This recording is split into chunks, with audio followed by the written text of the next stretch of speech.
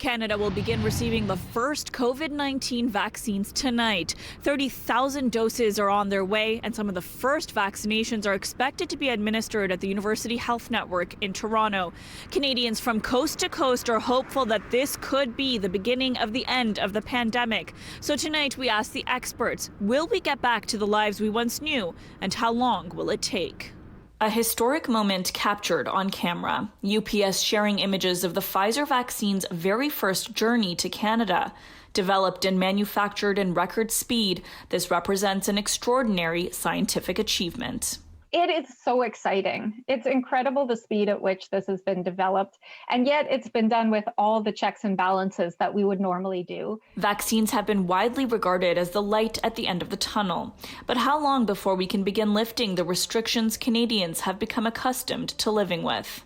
Certainly it's going to be after March. I don't think before March we're going to start to see that happen. Even after Canada begins administering vaccines this week, restrictions will remain in place until enough people get their shot. And that will take time, especially since Canada does have to rely on foreign companies and countries to produce and deliver the vaccines. I think it's only safe to start to lift these restrictions when there's enough people vaccinated. So it's going to happen throughout the 2021 calendar year. But it's not going to happen early in 2021. It'll probably be started the middle part of the year.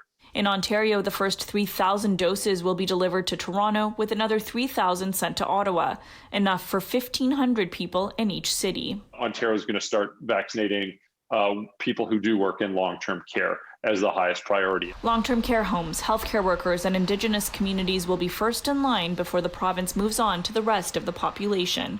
But because of the incredible speed at which the vaccine was developed, many are still questioning the safety of the product. A team of Canadian researchers has developed a COVID-19 vaccine tracker, making it their mission to educate people around the world about exactly what to expect. And we really wanted to provide a website with information for a global audience with a global view of what was happening with vaccine progression. Features include each country's vaccine status, information cards on vaccines currently in trials, how testing is conducted, and what the different types of vaccines are made of.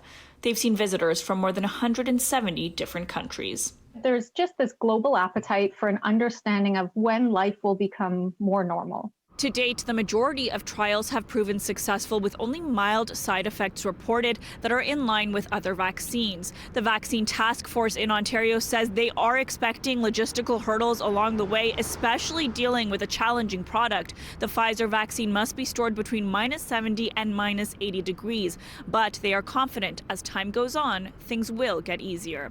For City News, I'm Yazdani.